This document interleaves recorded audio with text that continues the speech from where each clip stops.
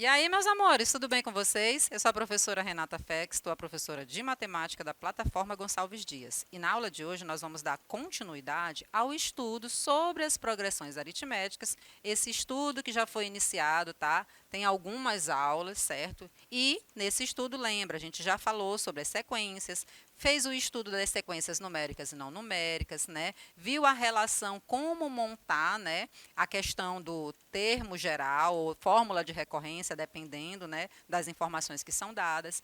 Depois do estudo das sequências, nós começamos a estudar as chamadas progressões. No caso, são duas. Nós temos a primeira, que é a que está sendo estudada agora, as progressões aritméticas, e finalizando o estudo das PAs, progressões aritméticas, nós vamos então para as progressões geométricas. Exclusivamente para esse nosso momento agora, nós vamos tratar a respeito da relação que existe entre a PA e a famosa função afim. Lembra, essa função afim você já estudou lá no começo do nosso ano letivo. E essas aulas, todas elas, estão disponíveis para você, tá? Lá no nosso canal do YouTube, na plataforma Gonçalves Dias. Lá, dá uma busca, você vai ver lá que tem todo o estudo, todas as funções foram estudadas, tá bom? E, obviamente, nós vamos, né, a partir dessa aula de hoje, não tem como nós relembrarmos 100% do que você já estudou. Para qualquer dúvida, você vai lá e assiste a aula exclusiva de função afim.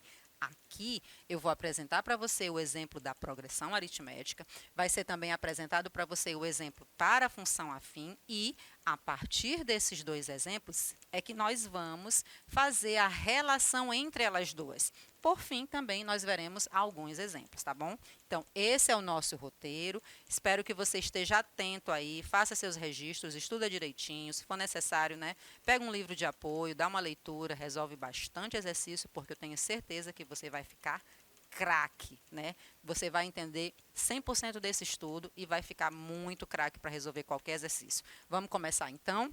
Olha, lembra que eu disse para você que nós vamos começar já com o exemplo de PA, tá bom? Então, eu tenho aqui uma PA, ela é dada pelos seguintes termos: 1, 4, 7, 10, 13. Então, essa sequência numérica aqui, que tem características de progressão aritmética, ela também é uma função de domínio, né, naturais não nulos. Por que naturais não nulos? Justamente porque o zero está fora, tá? E aqui eu estou trabalhando exclusivamente com números naturais, tá?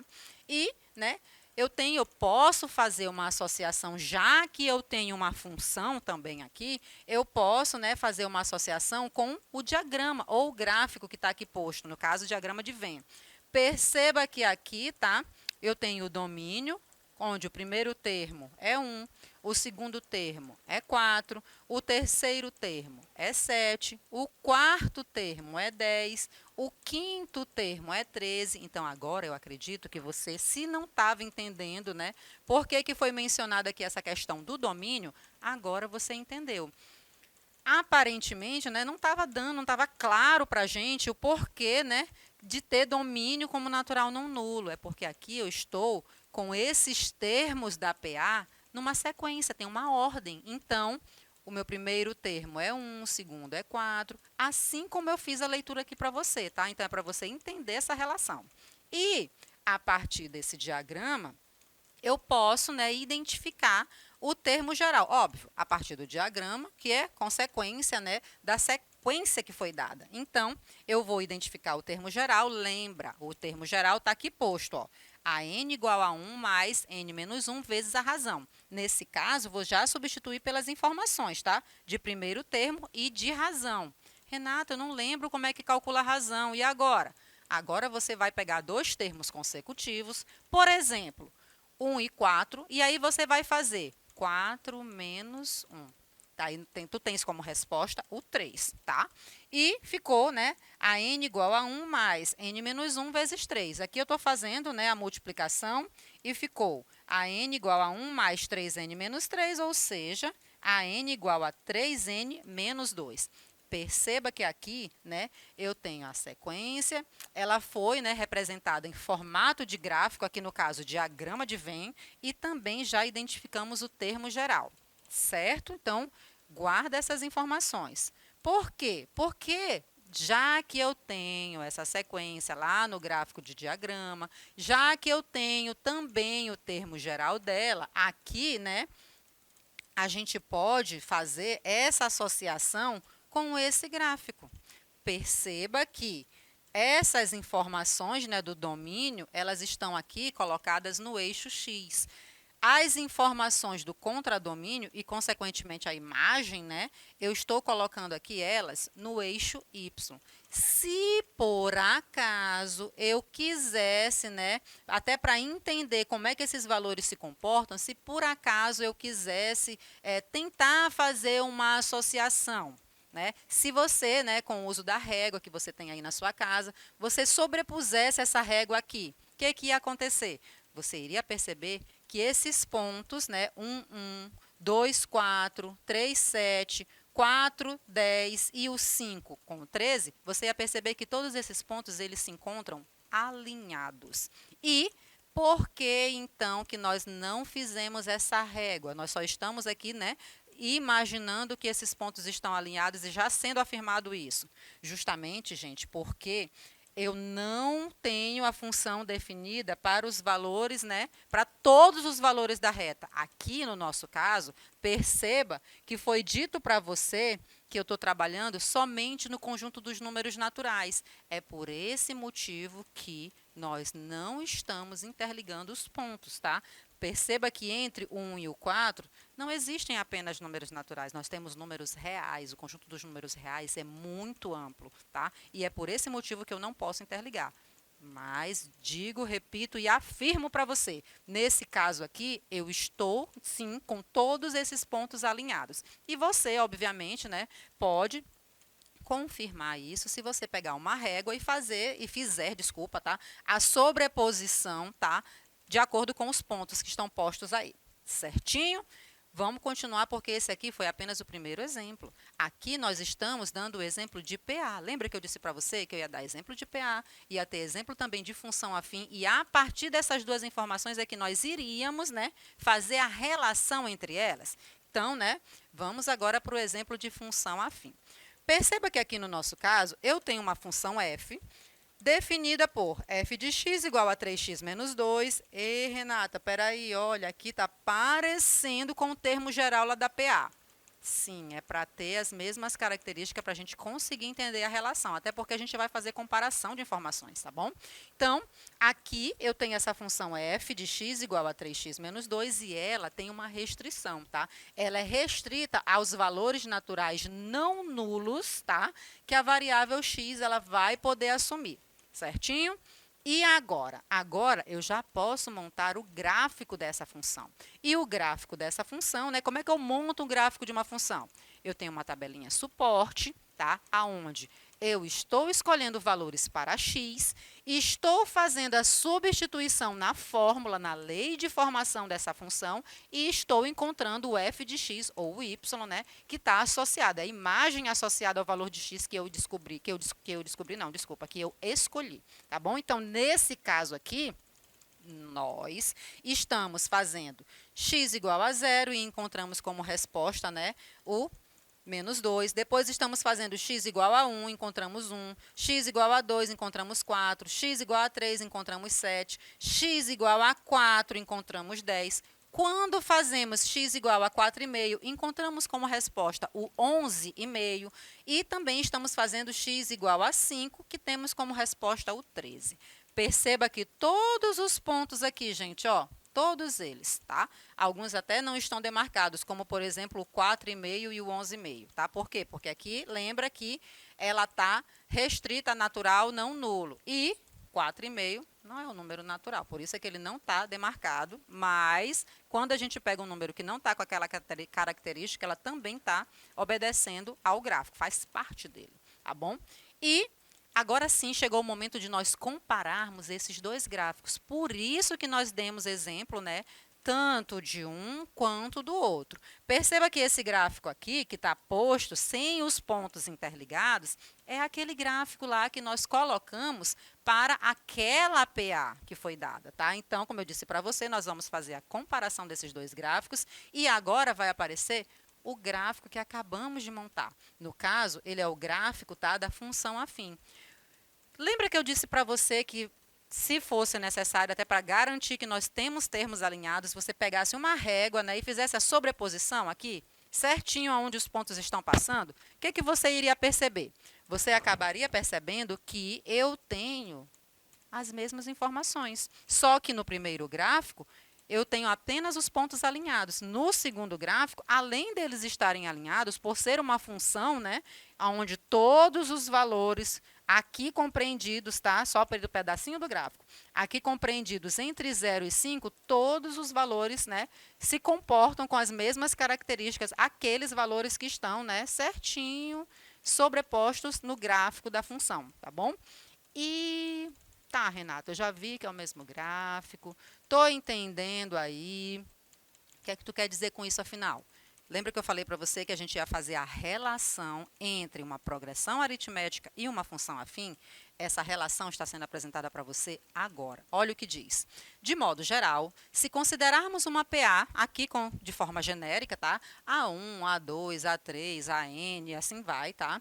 De razão R, obviamente, esse R tem que ser diferente de zero, não pode ser uma PA constante, tá? E com o termo geral dado por AN igual a 1 mais N menos 1 vezes R, a representação geométrica dessa PA, ela é formada por pontos do gráfico da função afim. Lembra a função afim? F de x igual a A1 mais x menos 1 vezes R. Ó, olha para cá, isso aqui, né, por mais que esteja sendo afirmado, né, que se trata de uma função afim, perceba que tem as mesmas características lá do termo geral da PA. Ou seja, é essa relação que a gente faz, tá bom? E aqui, obviamente, eu tenho os pontos. 1 com A1, 2 com A2, assim sucessivamente, N com a N, tá? Então, é para que você perceba isso. Eu tenho uma PA, ela tem, né, obviamente, a razão diferente de zero. Perceba que aqui a gente nem está limitando a uma PA crescente, uma PA decrescente. Aqui a única observação que fazemos é que ela não seja uma PA constante, tá? Dito isso, né, se a PA tem o termo geral dela, se porventura, né, eu queira fazer a representação geométrica, ou seja, gráfica dela, aqui eu vou poder, a partir do termo geral, eu já vou poder fazer essa representação tranquilamente, porque uma coisa está alinhada com a outra, tá? Tem as mesmas características, ou seja, uma progressão aritmética tem as mesmas características de uma função afim e vice-versa, tá bom? Então, dito isso, aqui eu já apresento para você, né, nós já estamos na parte 4 da nossa aula, lembra do nosso roteirinho? Exemplo de PA, exemplo de afim, relação entre PA e afim e exemplos, tá bom? Então, aqui nós já estamos na parte final deste momento de estudo. Perceba o seguinte, o exemplo 1 tem o seguinte enunciado. Observe a tabela abaixo. Então, o que nós percebemos aqui nessa tabela? Pela informação aqui, né? Eu tenho uma produção anual de uma empresa e essa produção ela está dentro do período de tempo de 2010 a 2017, de fato, tá? E aqui a pergunta é: quantas unidades a empresa produziu de 2010 a 2017? Gente, olhando para essa tabela, eu tenho certeza que o movimento natural que você vai fazer é de soma. Tá? Então, se você tem aqui 10 valores, 3, 6, 8 valores, né, que de 2010 até 2017, então você tem 8 informações de produção. Então, o que você faria aqui? Montaria uma soma logo aqui embaixo, tá? Mas, obviamente, lembra, o nosso estudo aqui é de progressão aritmética. Sendo assim, né, vamos usar, né, o nosso conhecimento, a gente já estudou tanta coisa de PA, nós temos o termo geral, nós temos a soma dos termos. Deixo bem claro que não vai estar errado você fazer essa soma, tá? Até porque é movimento natural, é raciocínio lógico, prático. É você chegar, olhar para essa tabela e fazer, né, exatamente essa soma. Ó. Pegou aquelas informações lá, soma. 136 mil. Pronto, você já deu a resposta. Mas, né, eu também, como eu disse para você, posso usar, né, o conhecimento que já está fresquinho na nossa memória. Então, eu posso fazer, né, a soma dos termos de uma PA, onde nessa PA eu tenho o primeiro termo igual a 10.000, o oitavo termo igual a 24.000, e eu também sei, né, quem é a razão, que no caso vale 2.000. Então, fazendo a soma dos termos, A1 mais A8 vezes 8 dividido por 2. Logicamente, que eu tenho certeza que você já entendeu por que apareceu aqui vezes 4, né? Eu estou fazendo 8 dividido por 2. Vocês muito inteligentes, não é isso? Então, a substituição aqui, ó. A1, 10.000, A8, 24.000 e tudo isso vezes 4. A soma, né, tem como resposta o 34.000. E 34.000 vezes 4, né, tem como resultado o mesmo, sempre 36.000, gente. Então, perceba que eu posso fazer, né, o cálculo tanto por PA quanto por função afim. Eu vou encontrar o mesmo resultado, tá bom?